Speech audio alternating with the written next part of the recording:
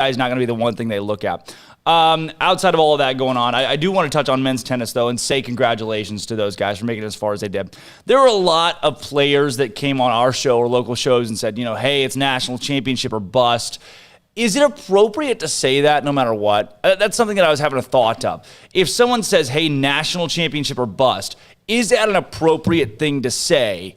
And then if you lose, because obviously if you lose a national championship game, you're still going to be freaking pumped. You're going to be excited no matter what sport or where you are. So is it cliche or appropriate to say, hey, national championship or bust, when that should, I would say, should never be true? It should never be national championship or your season's a bust, right? I mean, they were ranked number 1 for like the majority of the season. I don't think it's inappropriate. They weren't ranked number 1 until like the last 3 weeks. For me, that was the entire season. So yeah, that's true. I thought they were number 1 the entire year. I don't think it's inappropriate. It's probably unfair to the team, but I mean, as a sports fan, that's kind of where my head goes. If we're ranked number 1 at the end of the season, we're trending upwards. I'm like, you know what? National championship or bust. I want to win it all. Why go this far just to go this far? Does it feel like since they lost that it's bust, though? I mean, a team goes to national championship match, and you lose it. Well, they're not excited, I can tell you that. You don't think so? You said the boys are not buzzing. You lose in the championship and you should still be ecstatic. No. That's not happening right Absolutely now. not. Well, you should be excited. You They're should be not excited that you played all the way to the championship. Excited. No. Not excited that you lost, but you wake up the next morning, the next week, and you're like, wow, I'm so excited that I got that experience and that we played for a national championship. That is way too optimistic. No. Really? If I went to the national championship and lost, which I haven't done yet, but perhaps in the future, I would be very down in the dumps for like the foreseeable future. Wow. See, I just think those guys are so positive. Maybe that's a Baylor thing in general, how positive people are around here, but I just don't see them really being so down on the fact that they played in the national championship match and lost. Yeah, it stings and it sucks and that's not ideal, but is that bust? Is that bust? It's not bust, but they're not going to be happy. I mean, these guys are going to be. If I were them, which I'm not, but if I was, I would be upset. Armstrong. Yeah, I'd be upset. Yeah, of course. How would you? I might, in a year, look back and say, "Wow, what a ride!" But I'm still going to be excited about that. Yeah, not in a week. In a week, it's still fresh. It stings. Plus, how many of these players get to come back? How much of this team is like going to be retained? Yeah, most of this team's out the door. Right, so that's even worse. Most of this team, that is worse. However, the team got to play together longer than any other team in the country outside of Florida. They in Florida got to play together as long as anybody can possibly play together in the entire nation. Baylor was in the national championship. I mean, you made it that far. Obviously, you want to win. Florida's number 1 overall seed. Florida was supposed to win. They were projected to win. You win the doubles point. Baylor came out hot, firing in the singles point. I mean, I tweeted it out. In football terms, for those that don't understand tennis that much, because today's a big tennis show, it was 10-0 Baylor early. I mean, Baylor kind of really came out and just punched Florida in the mouth in the doubles.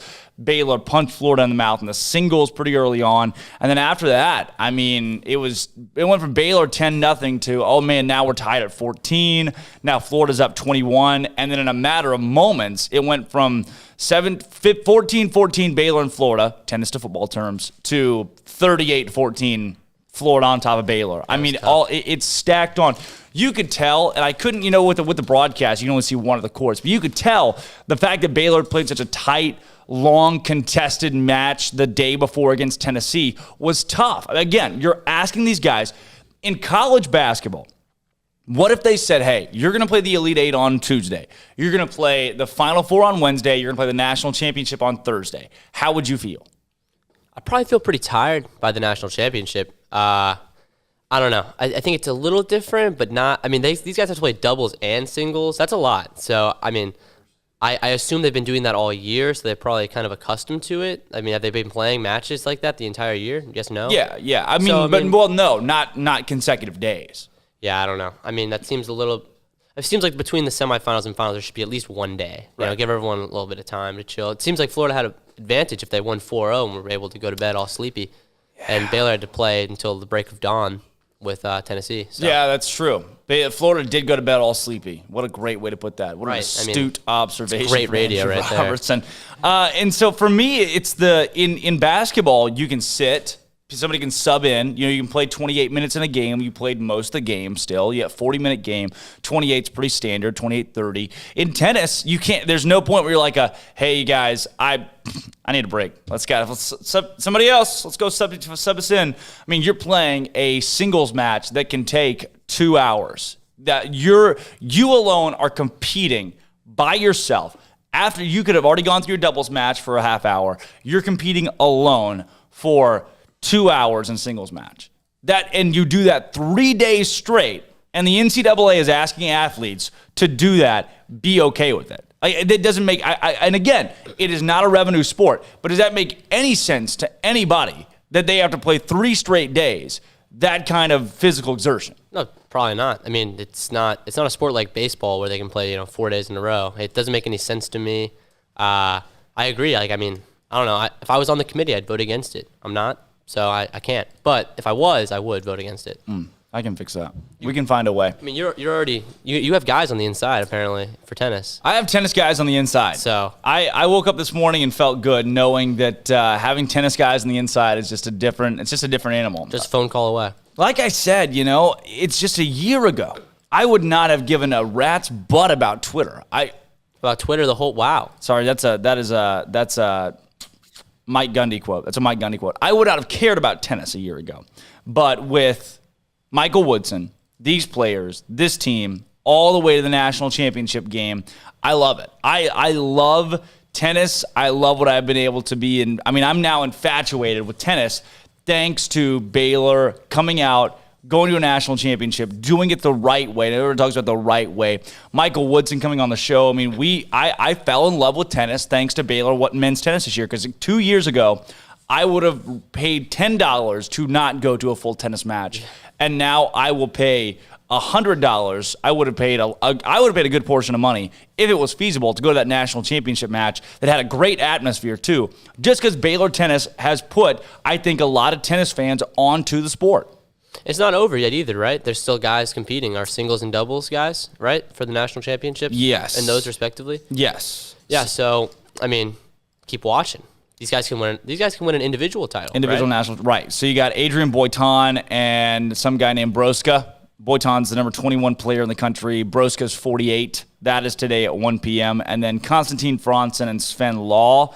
Those two guys play against Moore and Stewart. That's number 9 doubles versus number 21 doubles today at 5:30. So Boitan and Broska, Franzen and Law, those take place later this afternoon. Again, 1 p.m. Central Time, 5:30 p.m. Central Time. Elsewhere this week, Baylor baseball, Wednesday, 9 a.m. We'll be joined by Coach Strauss tomorrow at 12:05 to talk some baseball. We're going to talk a lot of baseball this week as we go into postseason play for Baylor baseball, and they are right on the bubble. They are right on the bubble, trying to find their way into the national championship competition discussion. I'd like to remind you the first hour of SicEm365's Up-Tempo is brought to you by Banson Business Services. Owned by Baylor grad and SicEm365 premium member Jonathan Green, Banson Business Services offers a full suite of business support and financial services. Banson specializes in bookkeeping, payroll, outsourced CFO services, and consulting. They can even help you with your taxes. Their business helps you run your business. Visit SicEm365.com/Banson for more information. All right, when we come back, I don't know if you guys watched the men's national championship in tennis over the weekend. I sure did. I was glued to my TV, screaming a ton at the TV, hoping Baylor was going to win it. They won the doubles point, started hot in the singles point, and in the end, Florida just had too much firepower. The head coach's son, the freshman for Florida, won them the national championship in Orlando. But again, I was turned on to tennis. I was really excited about watching tennis and glad that I had the Tennis Channel on my cable package this past weekend. Another reason I was glad is the guy that's joining the show next. Sam Gore. He is the guy. When it comes to tennis, if you're turning on a tennis match, you're probably hearing his voice, and that was the case between Baylor and Florida in that match on Saturday. He called a lot of these matches. He got to see Baylor play a lot over the course of the last week. Sam Gore, national tennis analyst, he's the lead broadcaster for ESPN in tennis, and he joins us next to talk Baylor, Florida, the atmosphere in Orlando, and what made this Baylor team special. Don't go anywhere. When we come back, we're joined by ESPN analyst, tennis analyst Sam Gore. This, Drake Toll, Armstrong, Sims, Andrew Robertson, Jack McKenzie, and Marquise Cooley, is Up Tempo.